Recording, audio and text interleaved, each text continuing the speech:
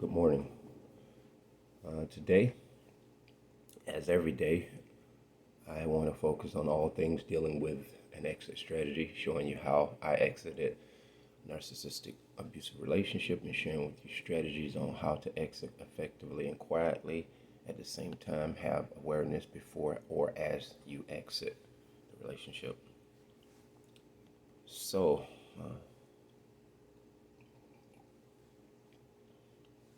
this is a cup my kids bought me a couple years ago. They went to Florida and handle broke. I have the other piece up there. I just haven't brought myself to throwing it away. I'm gonna try to salvage it just because they bought it for me. I got a chip there, gives it character.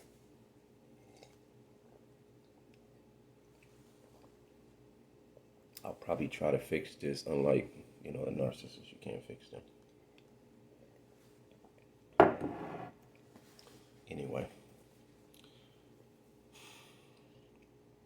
yesterday I mentioned that the narcissist had come to a point where they wanted to go to counseling. They had almost agreed that if that was what I thought was best, that they were willing to do it.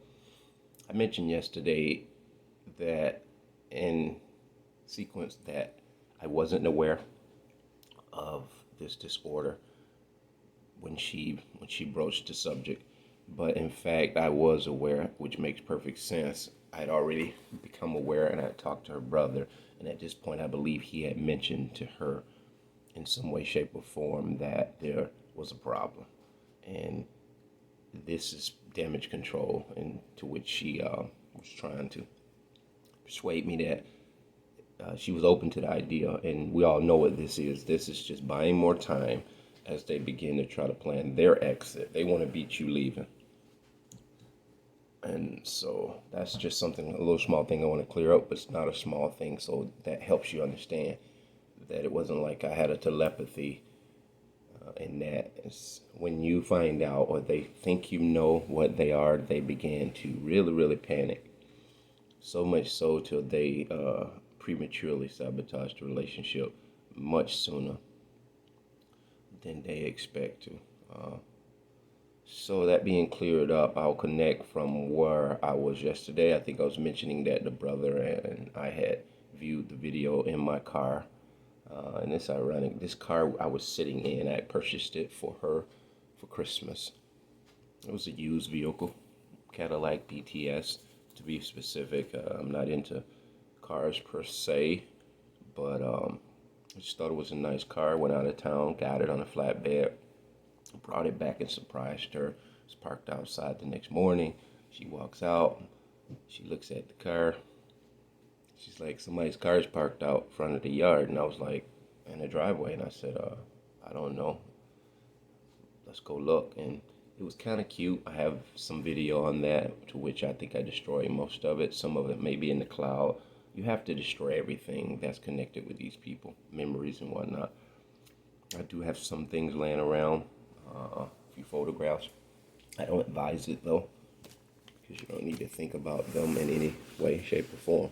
So, let's set back my hands. So anyway, this is when he was aware and informed that I knew what I was dealing with. And one other point I want to mention to everyone who's listening to this video, and if you had these situations, you can reach out and let me know.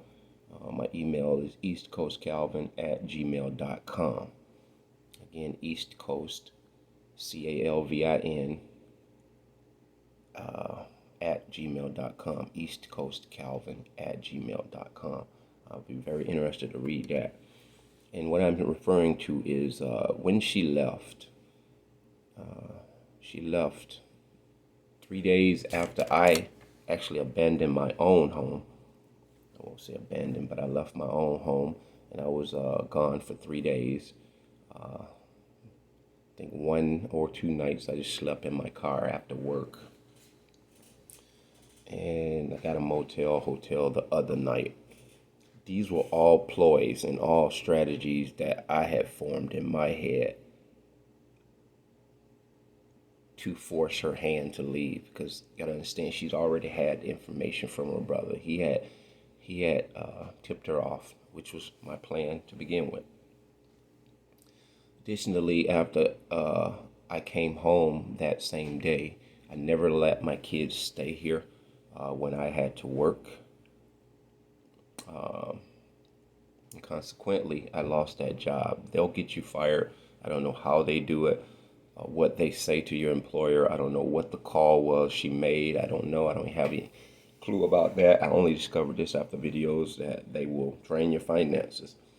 All the things above and below. But I guess my bigger point was initially that I want you to comment on was when she left, she took some vital sensitive information, and that being my social security card, my twins' social security card. So that would be 3 social security cards.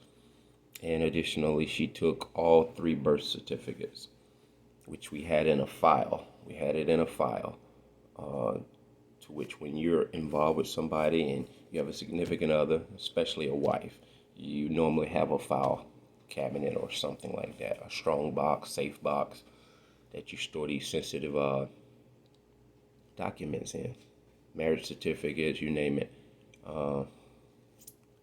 So do be mindful if and when you're exiting the relationship, either before you've discovered what you're dealing with, that this is a disorder that won't ever be corrected by this individual. I don't believe therapy is even a reality, although there are some on here that are professed narcissists that are in therapy. Do what you gotta do. But anyway, and I listened to some of them, by the way. One being HG Tutor, and another being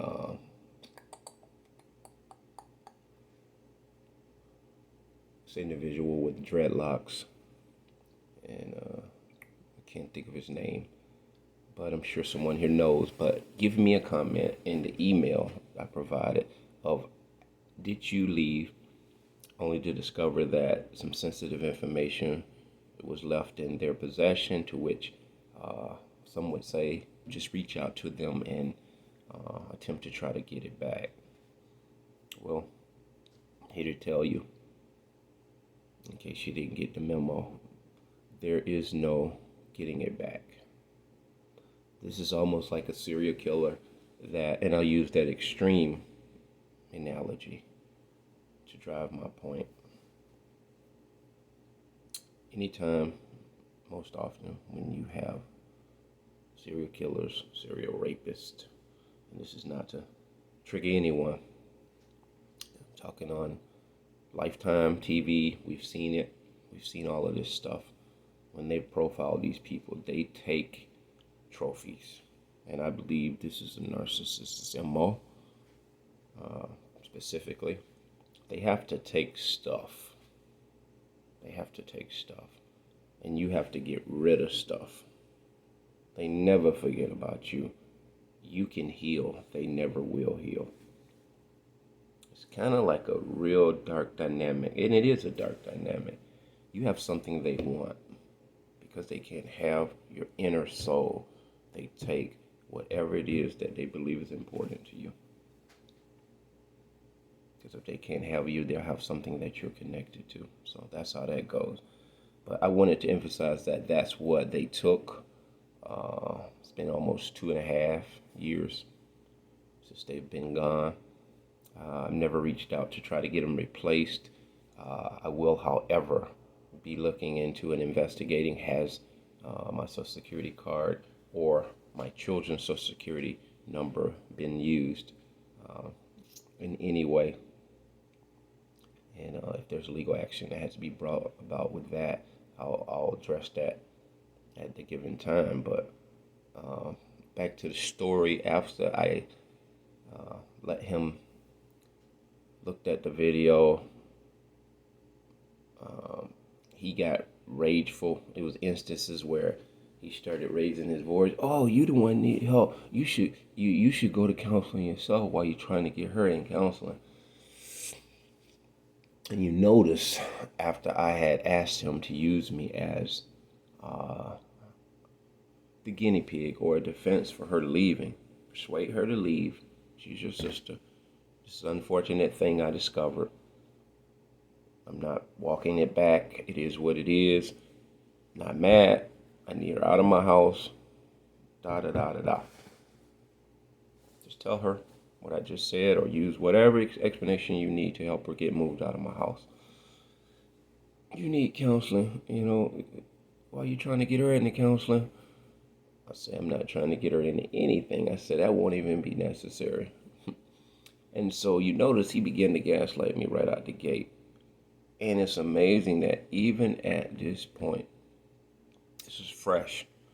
I probably had maybe an hour, maybe not even a couple hours at most, after learning this new information, and this light came on in my head of what I was dealing with. His gaslighting was so ineffective to me. Emotionally, I think, it was this churning deep down inside of me, but to which I didn't react to his anger or rage calmly. Diffuse that situation by just saying, hey, you can wrestle with this all you want. It's unfortunate that you are angry about what you and I both saw and listened to.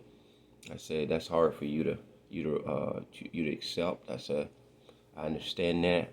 I accept it, and that's what I'm dealing with from here on. So I don't know how he got out of the car, but he ended up getting out of the car. He didn't get out and slam the door. He actually got out almost like, almost like somebody had been deeply wounded emotionally. And I believe if in fact he is a narcissist, this would have been what you call a serious, severe narcissistic injury. It's almost like the life was out of him. He had heard some bad news that he wasn't prepared to hear, so he got out of the car. I believe either I honked the horn for the children, or I asked him to send the kids out, or I went in. That's cloudy. I don't know, but one way or the other, the kids came out, got in the car. We proceeded to come back home, and en route to the house, I shared with them some of the details. Just quickly, the short version of how he reacted, and the kids thought it was sort of like tad comical, and my daughter, who's the outspoken one, began to respond and reply, Dad, well, how else was he supposed to react? And after hearing some news about his sister, she's insightful like that, even at 12 years old. These kids are just amazing, but to come through this and not be, deeply affected, I'm proud of that, because it could have been much worse, especially with what they've dealt with already by way of custody matters in the past. Just been a roller coaster, but you wouldn't know it looking at these children. So we left and came home, and we came in the door. I don't know if he got word to her immediately after we left, but I just know when we walked in that house, we walked into this house.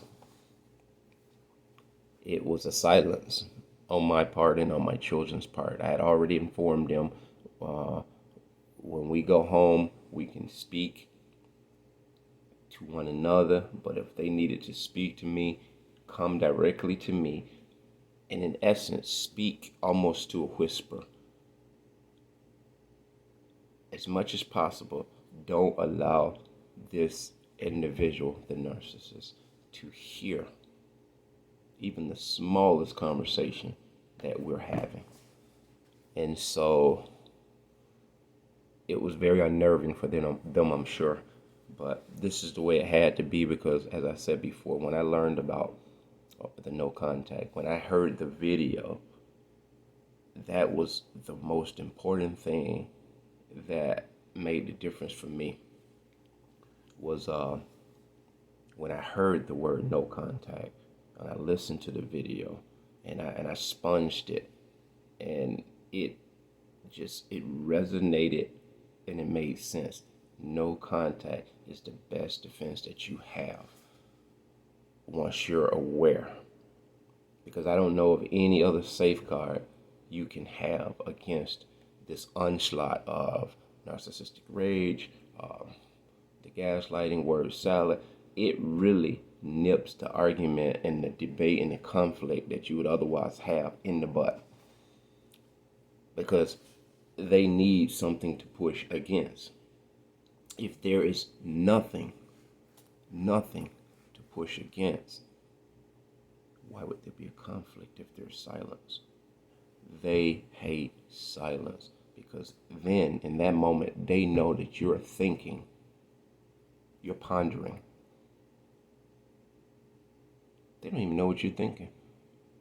And that's very important for narcissists. They need to know what you're doing physically, emotionally. They need to read this stuff. It's almost like they go blind. They're autonomous anyway. They are autonomous. They go on autopilot. That's why they do so much impulsive stuff. So when you cut the lights out in that room, which no contact serves to do, is shutting the lights off. Like one person said, I think it was the T on MPD, she said, snatch that generator out of there. They no longer have a power source. So we walked in, silence. There were times my children would talk to me and they would, it was just this little smile on their face because they knew in that moment they were already on the other side of this thing because it was liberating. It was liberating for them to know that they didn't have to no longer wonder why, things felt so weird in the house. And so, a matter of weeks went on. And I tell this story a lot. I'm very expressionative. I'm not a physical person when it comes to conflicts and debates. Grace of God, I'm very much inclined to try to talk something out, work it out, or diffuse a situation. I pride myself in that because too often in my past I have acted out physically in my days of alcoholism and whatnot. But I found a key, and it comes from just reading too, keeping yourself educated and wanting to do better and be better. This all helps in you becoming a better person, your character. And I didn't know then that God was preparing me for what I was to face going forward, because life has been anything but rosy since I've became a sober individual, and this is 22, 23 years sober. Three marriages, and just trying to figure out who I am in all of those, and it's been a great journey. I wouldn't change a thing. So that silence for 3 weeks, roughly, to my point, being expressionative and it's just up in silence, not speak a word. And I believe it was the same day that we came home. I have a video in my videos on here on YouTube. You can go and look at the one, how the narcissist leaves the house in disarray, and you'll see we walked in either that day or some days after. She had went to the library or somewhere, and she had cropped everything as it relates to this subject. It say how you can know if he, pronoun he, is a narcissist. And under the bottom of each printed document, if it was printed on a computer or whatnot, it has a date and a timestamp, to which she had clipped all of this off and just doctored it. She had butchered it and highlighted and say, yes, he is, yes, he is. So this is what they do when the projection kicks in. They need to give the illusion that they discovered this verse. It's like little kids. And so I saw this stuff plastered. You have to go to the video. I don't have to describe it. This stuff is wrapped in clear tape. I told my kid, and they looked and saw it. They observed it on the wall, and they knew right away. They was reading it, and they was just chuckling under their breath because it's a beautiful thing. We knew what she had just now discovered that we knew. So she was trying to counterbalance or gain leverage on this situation. It was survival mode for her. Redeem myself. I don't want this to be out that I'm this. This tape was wrapped across the doorway as though someone was being taped as a hostage. Is what I said. I mean, it went way beyond the paper against the wall, and I just thought it was comical.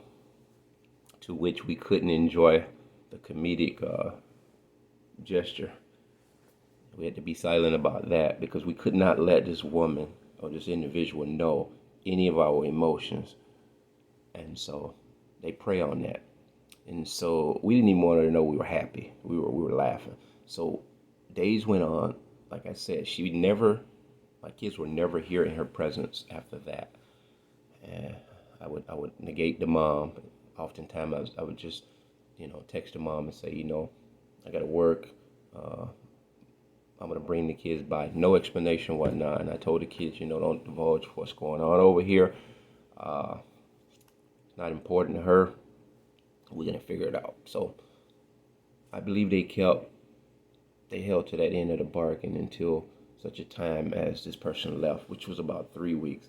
There are other things that I wanted to get out in this video, but as I speak about this going forward, this is going to be able to just help somebody. I'm not in a hurry to get this story of sorts out and finished. I do want to take my time, and beyond that, after I'm done telling my story, I'll go on to interject little parts of how I exited in specifics. I'll bounce around of things and specifics that I did, how I did them, and what her response to them was as she's still living here, as I'm beginning my exit, in hopes that you too will be able to leave effectively and quietly. So the next video, I'll connect with the weeks that preceded of living here amongst this monster with her autistic kid, by the way, who was high functioning. He was the mouthpiece of sorts, and to that message she had all taped up against the wall. He met me at the door. He was like, "Mom says you have this," and to which I looked in his direction and I just threw my hands up, no vocals, no verbal, and I smiled. And him being autistic, it was sort of funny. He's like, "Mom said you have this," and he said, "I don't know," and he took off and he went into his room, almost to say, "Well, I don't know. I have nothing to do with it. Mom pretty much gassed me up to say this to you. She already, he was a little actor in her little movie too, so." Which is a big part of what lured me into the relationship with her, and I'll chime in on that too, on how I met her. I mentioned it before, but I'll give you some details on that again. This is going to be very repetitive, but the thing is, these are great stories, personally, from each and every one of us. I'm not really scripting this. I'm not really trying to. I don't care about garnering the likes. This is just rough edge. Maybe in the future I'll focus on that kind of stuff, but that's not important to me right now. My story is raw, it's real. It may not be spectacular, over the top, adventurous, but this is dark, disturbing, deception at best with these people. And I'm showing you how you can counter that in a way that you almost have to be as cunning as these individuals in order to save your life and your sanity. So until the next one, we're at 25 minutes. Bless.